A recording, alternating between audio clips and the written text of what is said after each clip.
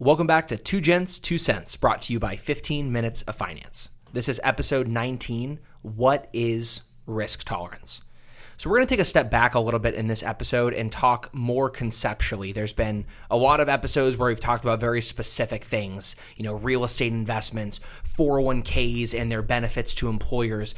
We're going to talk about more investing, personal finance, core concepts today, one of which is risk tolerance. So anybody who has entered the world of investing, who has talked about creating a portfolio or managing their own money, or maybe has met with an advisor, a fundamental question you have to answer for yourself is, what is my risk tolerance? How risky do I want to be? I don't think a lot of people have a thorough understanding of what that means practically. So, James, what does risk tolerance mean in a portfolio? It means so many things. It is a very fluid term. I was thinking about how I would quantify it like in a very direct sentence. And I think the most high-level standard way I can do it is to say risk tolerance is how much you're willing to see your account go down. That's really the best way I can say it. So like, is it 10%? And you're like, okay, that's fine. Is it 20%? People in 2008 lost 40% and they sold everything, even though they still had 10, 15 more years of working. So that didn't really affect them, but their risk tolerance was low and they sold. Yeah. So that's what percentage points are you willing to see in the red is what I would say is a risk tolerance general high level explanation. Yeah, that's a great visual. And what we would call that is market exposure. So when we design a portfolio for somebody, that question of how, and when I say we, I've never designed a portfolio for somebody. When James designs a portfolio for somebody and I go, oh, that looks good. We have to figure out what is their market exposure going to be. In other words, if the market goes down, do they want to go down at a 1-to-1 ratio with the market? Do they want to go down more than the market because they want to upswing higher than the market, or do they want to go down less than the market? In investment terminology, this risk reward calculation is referred to as a portfolio's beta. Okay, so a beta of 1 is the S&P 500. So that's the standard beta. So that is how we measure risk, the market overall going up or down. And then we design a portfolio based on a beta of greater than 1 means if the market goes down, 10% and you have a beta of 1.2, it's going to go down 12%. But if it goes up 10%, it's probably going to go up 10%. Your portfolio is going to go up 12%. So that market exposure means you're going to ride more or less the wave when it happens of the market going down and the market going up. So that conceptually, I think at most it's probably a refresher for some people. What does it actually mean? And that's where I think people probably don't often know. If I come to you and I say, look, I've been burned before, I have 20 years for retirement, but I really don't want to see my market go down. I want a beta of 0.6 or less. Like if I don't want to see more than a 6% drop, the S&P may fluctuate 15% over the last however many years. I don't want to see more than a 6% drop in any given year. How does that change the investments you make in my account? How do you actually create beta within a portfolio? Yeah, great question. So, one, Brandon had mentioned the standard is essentially a beta of 1, which is the S&P 500. It's the 500 largest companies in the U.S. It's a general understanding of what the market, quote unquote, means. Okay, so that's the standard. What our goal is when we're designing a 0.6 beta portfolio, for example, is we're going to look for companies that don't react as heavily to market fluctuations as the S&P 500 does. So a good example would be like utility companies. So you're thinking oil, electric, your phone, Wi-Fi, those kind of companies, because they're on a subscription model, monthly, quarterly, annual fees, they don't react the same way because there's consistency in their revenue. So their market fluctuation, maybe sometimes they go up when the market goes down 40%. Like oil, for example. Well, oil right now, there's a war. Oil is harder to get in the Middle East right now. prices are going up. That doesn't really happen for a lot of companies that don't have subscription-based models. And so they react differently to a market downturn or a market spike as well. So we're looking for companies that react essentially 60% of what the market would react in that scenario. Great. So a lot of it has to do with company size. There's also investments that don't react at all to the market, right? So you can buy U.S. Treasuries. That's a fixed rate of return guaranteed by the government. You can you can have some money just in a money market fund earning interest. You can have money in a REITs, a real estate investment trust, where now your investment is linked to the real estate market, not the stock market. Oftentimes they move in inverse relationships. That can make your portfolio less risky because if the market goes down, the other part of your investment might be going up. Yeah, right? and you could also do alternatives like potato farming. You could invest in tons of things. I have a ton of money in potato farming. Well, like if you guys will remember when McDonald's had $5.20 for $5 chicken nuggets, they were able to do that because they invested in they made a deal with the farmers via futures contracts, which is an alternative. Where they said, hey, for 20 years or 10 years, however much it is, we'll promise you this amount of money. And the farmers go, okay, well, then we can promise you this amount of chicken. And that's how they were able to essentially future calculate, okay, $5 on 20 chicken nuggets, we can make money doing this. So that's another investment as well. You can invest in tons of things. I know people that invest in Pokemon cards. I'm looking at one right now. There's tons of things that aren't correlated to the market that absolutely don't have a beta of 1 or anything really you could correlate to. So I'm glad you brought up the visual of the McDonald's futures, because for an investor who wants a more advanced complex portfolio, that is also available to private investors. So there are advisors who invest in futures and options, and a lot of people might be familiar with the GameStop thing that happened. There's a whole documentary about it. Not Stupid Money, what's it called on Netflix? With Roaring Kitty, is that what you're talking about? Yeah. No. It's the Netflix one about the whole. Anyways, I don't know. It's something money. Fast money or dumb money. Dumb money. Dumb money sounds right. Dumb money. So dumb money. So those were all a type of futures contract. Okay, so what that means is, in practical terms, let's say you're invested in a very aggressive international portfolio for developing countries. You can also have monetary currency futures contracts. You say, look, if the country grows a lot, these developing companies I'm in are going to go up. But if the company collapses, well, I at least have money because I've secured a future price for their country's currency, and now it drops, so I can buy it at a cheaper price at the market, but I've already secured that. So that's one type of option future contract. Okay, so you can get super complex in here.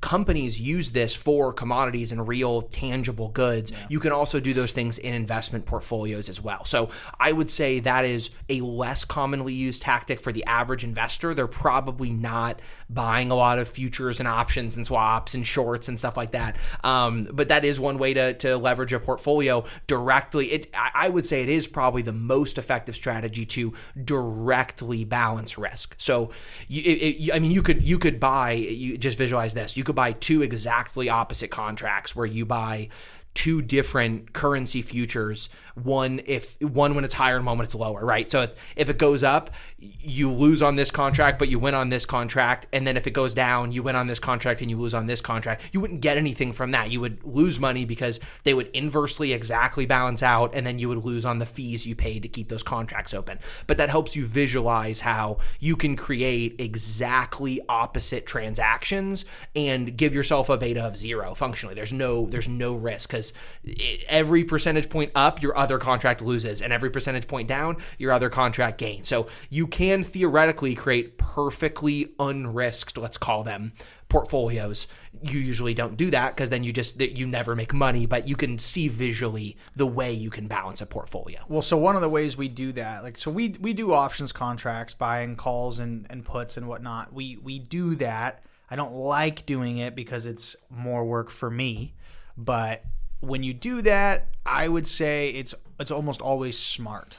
But I got to charge a fee to a client to do that, because options are complicated. Things get complicated. So, I mean, we'll use a client who's got like $5 million, for example. Well, they can afford to pay me a little bit more to protect $1 million of that $5 million, right? So if we're in NVIDIA at all-time highs, it's like, hey, look, I really like that we're holding this position. We don't want to sell the underlying asset, but maybe we should just buy a couple of puts, right? And so a put is just I view it like a coupon.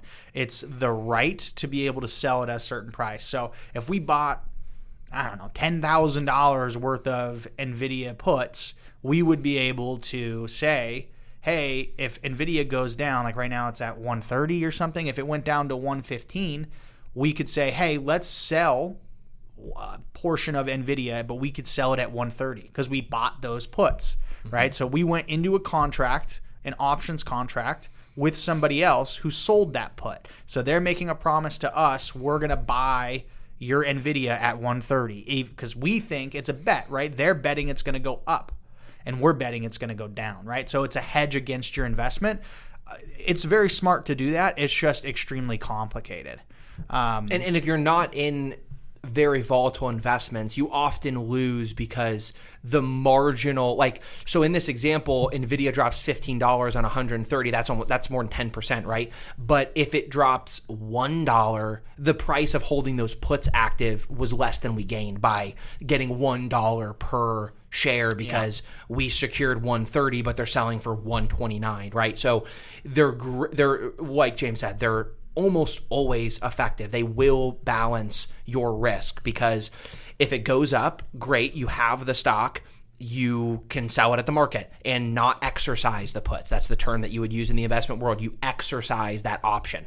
If it goes down, you exercise the put and then you sell it at the current market when it's currently not worth, at the previously agreed upon price when the market is now down. And so you get to buy it for less and then sell it for more because you've guaranteed that option for yourself. So it's not always worth it for very non-volatile long-term things. These are always short-term plays. You don't have a 10-year put. That's not really a thing people buy. I've never seen one. I think it might be like a year maximum for certain types of contracts. But the bottom line is short-term, playing the market, balancing very short-term, like you're 63 and you want to retire at 65 and you play around with some options, that can almost guarantee that you don't lose money. Yeah. You wouldn't do this at 20 years old, just trading options for 50 years. You should just buy and hold sensible investments that are going to grow 7 to 12% long-term year over year. As an example, like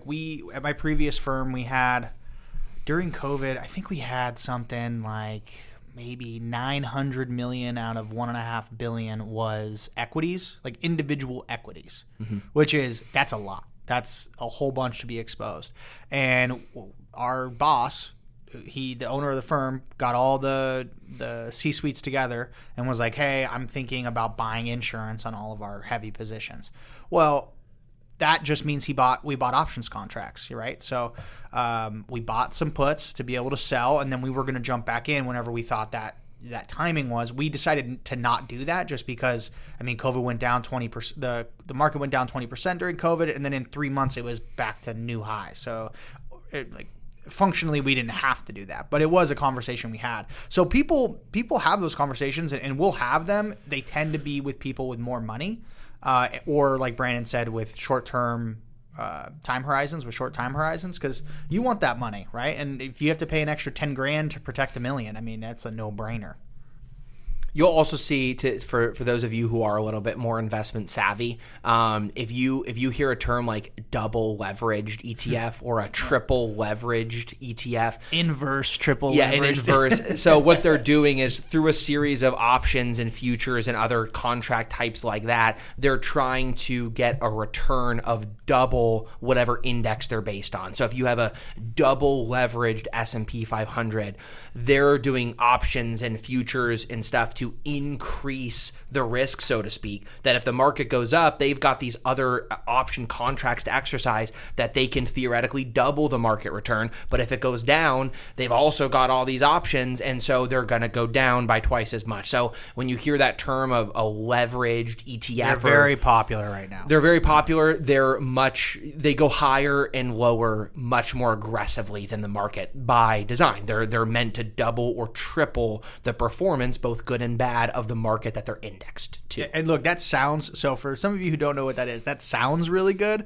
There's also a couple of other factors like fee erosion or contracts, they come due, and then if they decided not to execute those contracts, the price of that fund will go down. There's a whole bunch of things that are factors that are a part of those funds. I love them. I'll be honest. I don't put a lot of clients in them just because they're extremely risky. But they're like, for example, SOXL. Like, I mean, that even though the AI space is doing phenomenal right now, that dropped 40%. What did it drop? Yeah, so James and I had both invested in this, and this is like in some of my like a couple grand kind of fund money almost in my Roth IRA. So I want to say when James was like, "Hey, I think it's going to see some aggressive growth over the next couple months. Like, let's just try it."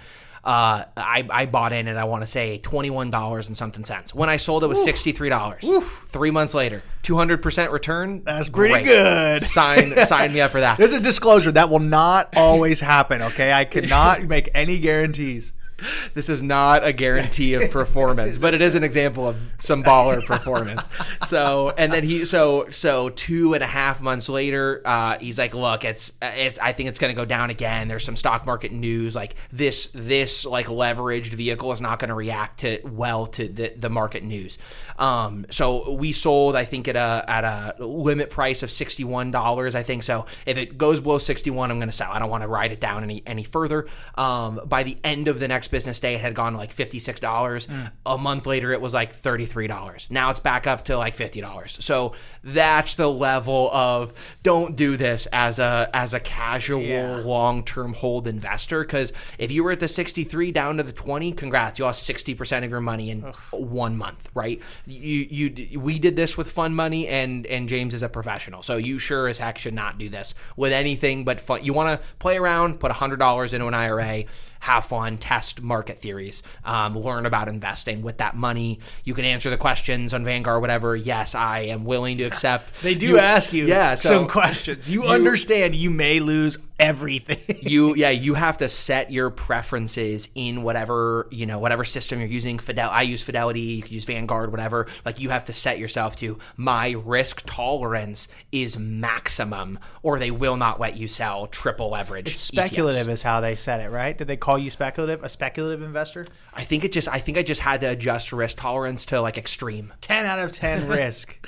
So anyway, so that gives you an understanding of like the companies won't even let you do it because they're triple leverage. So you'll lose or you'll gain 3 times as much money. So anyways, that helps you understand the way leveraging with contracts and things. I don't expect this 10-minute segment to give you a comprehensive understanding of how to sell futures contracts, but just understand that there are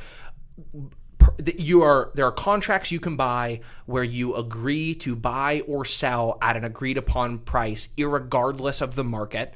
I think it's just one of those things that pisses people off. I'm pretty sure irregardless is nonsense, and it just means the same thing as regardless, and it's just become part of. Sounded good. My mom's not going to like this part of the episode. Sorry, Mom. Grammatically speaking, regardless of the market's move, you've already agreed on a price, so you protect your investment, or potentially you can be very aggressive by agreeing to sell something at an agreed upon price, and you're hoping it does not dramatically increase in price, or you're gonna have to sell those things at a much lower price than you're now buying them for, and that's what happened with GameStop. Well, so yeah, full circle back to roaring kitty dumb money of GameStop. So a bunch of companies said, we're gonna sell GameStop at $4, expecting it's actually gonna go down to $2 because they're crashing. Well, a bunch of people started buying this, and then there was a whole internet craze, and all of a sudden, because of the insane market fluctuation of GameStop stock, the price rose, I think, to a high of like $451. Well, now all these companies are due to sell GameStop stock. They're only going to get $2 for it. Or $4 for it because they thought it was going to be $2. It's $450. So now all of a sudden you have losses in the potentially millions, billions of dollars. And that's one thing you'll learn about if you get more into aggressive futures type trading is a covered versus an uncovered investment. So a covered investment just means I have a stock, I agree to sell it at a price. The only thing I can ever lose is the full value of the stock, right? If it goes down to nothing, it's like, that's a bummer. An uncovered stock, like a short, says, I am agreeing to sell it back to you for, $4. It could potentially be $100 million in a month, right? And I still have to sell it to you for $4, and I have to buy it for $1 million, right? Yeah. So it's uncovered, and your risk is infinite theoretically. So Brandon's explaining it to you very accurately and in a fiduciary standard. I always liked when I talk about uncovered calls or any sort of options where you don't own it, they're called naked. They're naked contracts because you are exposed. You're out there in the wilderness, naked and afraid. You are at the mercy of the market, of the system, and you're really that's gambling. That to me, when I think of, because we all have people, we're millennials. The millennials are obsessed with I trade in the stock market. I do options contracts. Well, I don't know a single person who is really successful at options where they've made more money than they've lost. Now, I know somebody, they're good at it now because they've done it for so long, but that's how gambling works. Like, you gamble, you might win once or twice and be like, dang, that guy's good at poker. I know you lost 1,000 times to get to this point. I know you did. So that's what is really dangerous about these kind of contracts, is that they'll let you bet. They'll take your money. The market, the spread, the broker, anybody, they'll happy to do it. So. And then you're going to get what's called a position call or a margin call. Yeah, margin call. And if you ever want to good movie. If you ever just want to revel in another person's misery after losing a lot of money, just go on Reddit and find the Wall Street Bets subreddit, and it's pretty much all people do is they just post their most unfortunate trades where they make some crazy risk, and you'll see people post, hey, this is your margin call, you owe $761,000. Now, you hope most of these people were people with and risking a lot of money. Sometimes they're people risking a lot of money without a lot of money, and people end up in some not great positions. So, anyways, we've gone on. Let me tell a story real quick. We're almost done, guys. But so at the previous firm I was at, again, this is where we had like $1.5 billion. The second guy in charge, let's just call him Zeke. Okay, so Zeke. Him and I didn't really get along all that well, but he was an excellent advisor, like one of the best. Absolutely would recommend him to most people if they want a great advisor. But other than me, of course, obviously. I remember he came into the office and he was just sweaty. And I'm like, what's going on? And it turns out he had a margin call on his 401k. So you can a margin call is essentially you owe money that you don't have in the account, is really what that is. And it's coming due. Where is it at? And it was so bad he had to sit. Now they're extremely wealthy, so really it's not that big of a deal, but he had to sell one of his houses to answer the margin call. So it was a really weird experience being like, wow, even rich people do unbelievably stupid stuff with their own money. So, and again, he had to go into his own 401k, say, I'm an advisor. I'm willing to accept maximum risk. I know what I'm doing to even get to that position. If you go into your 401k right now, they won't let you make a trade like that. No, yeah, you wouldn't be able to, but he's what you would call an accredited investor. Sophisticated investor? Sophisticated might be the term that they use now. Or it might be a different term. But either way, he was both a sophisticated and an accredited investor. But yeah, that just shows you the nightmare possibilities with all this stuff. So what is your risk tolerance? What is your risk tolerance? 1 to 10. So let's summarize kind of what we talked about so far, and then we'll talk about one more element. So there's a couple different ways. There's a lot of different ways, but to break them down into broad categories, the ways that you can lower your market exposure or your risk in a portfolio is you can buy companies that are less volatile. So when the overall market goes down 10%, well, AT&T maybe only goes down 6 or 7. Maybe Walmart only goes down 3, because actually a lot of people go to Walmart when prices get tough to afford because Walmart's cheaper. So you buy big companies that are less volatile. You can also invest in alternative investments. That's guaranteed returns like bonds, like treasuries. There's non-market investments not tied to the stock market, like real estate investments like REITs. You can invest in commodities like gold and silver or futures commodities, trading that way. So that's another category, is by investing in things that are not market exposed. A third thing we've talked about are options and contracts, which means you can buy contracts between two parties to guarantee a price to sell or buy, which means if you have stocks, you can make sure, well, if it goes down more than 10%, I have a contract to sell it. So I'm not ever going to lose more than 10%. And if it goes up, awesome. So now I win on one hand and I lose a little less on the other hand. Those are all different ways that in a managed portfolio, and I mean, you can too, but the type of strategies an advisor will be employing when you answer, I've been burned before. My risk tolerance is a 4 out of 10. Those are the things that James is considering inside your portfolio to achieve that value of 4 that you said you want exposure. So some of it's going to be in treasury. Some are going to be in big blue chip companies. There could be some options in futures. Again, we don't do a lot of that, but we do some of that for clients that want that level of risk adjustment and risk guarantee. So there's a lot of ways an advisor or you yourself in your account can minimize risk based on that risk exposure you want. The last element, which is probably the single most important element of this, is time. So the number one thing that affects risk tolerance is timing. If two people meet with James and say, I have a risk tolerance of 8, I want to be aggressive, I want to see returns. One of those people is 28 and one of those people is 58. Those are going to be different portfolios. Very different, yeah. Right? Because a risk tolerance of, I want 8 out of 10, I want growth. For someone who has 35 years before they retire, you can be very aggressive because even when the market goes down, you don't need the money. So you can be very exposed to the market. If someone wants to be pretty risky, but they're 58, you can't have that level of unlimited exposure. You can't risk going down 40% and then you need to retire 6 months later, 3 months later, a year later. It's not that's an irresponsible strategy, and those are going to be some uncomfortable conversations with the client in a year. So even within the same answer from a client, the way that unfolds in your portfolio is going to be different, because when there's highs and lows, depending on how long you have to experience all the highs and all the lows and time on your side to time things out well, your portfolio is still going to look different, even if you theoretically communicate to an advisor that you have the same risk tolerance that someone else did. The time you have and are willing to wait is going to very much change the risk makeup of your portfolio and the way your portfolio is designed. Time is king.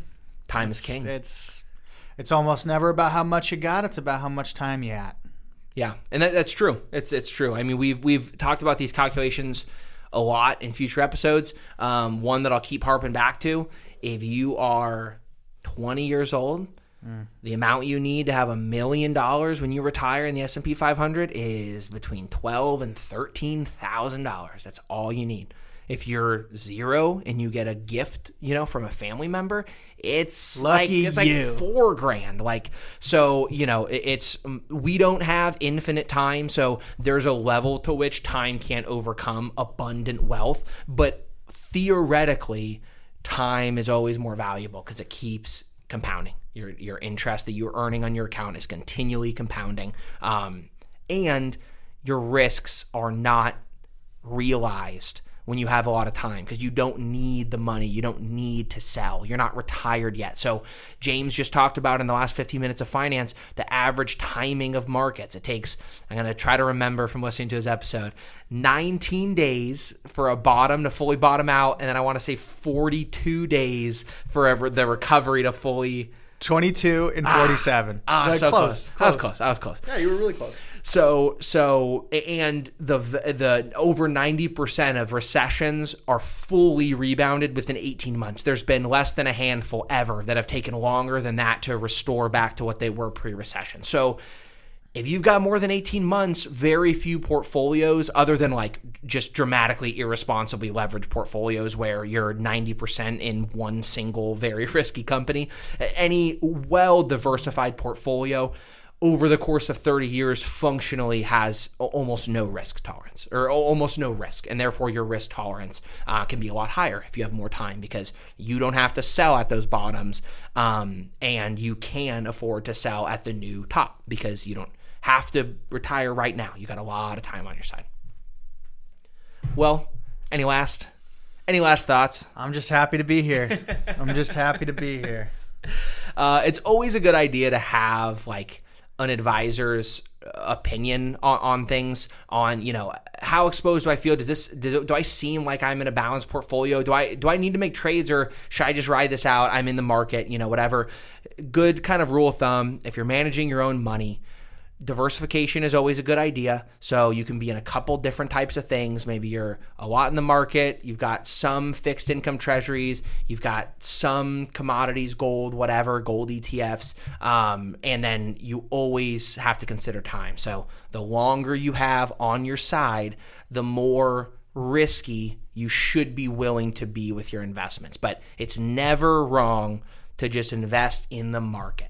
The S&P 500 has a beta of 1. It's our benchmark of risk.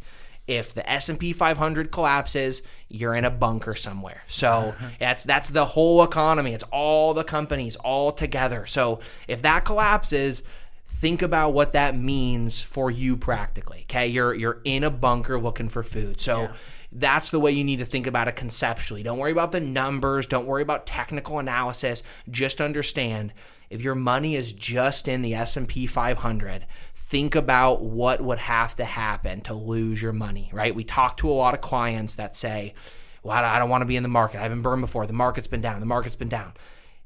Only if you sell when it's down. Just ride it out, because think about, take a breath. Trust me, it sucks to log into your 401k and see it down 23%. It's horrible. In 2008, see it down 40%. That's a horrible gut feeling. But think about what it actually means to believe truly that it won't rebound. What does that actually mean? It means our whole country's screwed, right? If your account doesn't rebound and your account is in the S&P 500, that means all 500 of our biggest companies are not going to rebound. That's very bad. And it would take life-threatening global catastrophes to cause that to be realized. And then it doesn't matter if you're in a REIT, gold and silver, S&P 500, or Pokemon cards. They're all worth the same in a bunker. All right? But if you have Pokemon cards, put it in sleeves, because you don't want the ash to accumulate on your collectibles. Okay. That was very well said. That was very, very well said. Well, as always, guys, we hope you learned something. Please feel free to comment on the episode, a question you'd like to hear answer in a future episode, or a topic you'd like to hear cover in a future episode. We'd love to cover and educate about what our listeners want to learn. Look, we see the numbers, guys. We know you guys are listening. We got listeners, baby. We can see the listeners, but none of you are commenting. So either the moment I say, all right, guys, you tune out and you don't listen to this, or you're just not commenting. Leave a comment. That means you too, Michelle, my wife. That means wow, name drops are getting calling out here. Dr. Alan Scott Walters, father of James Walters. We see you listening to the episode. You got to leave a comment about what you want to hear. So we'd love to answer any questions in future episodes. As always, we'll leave you with this. Invest early. Invest often. See you next time.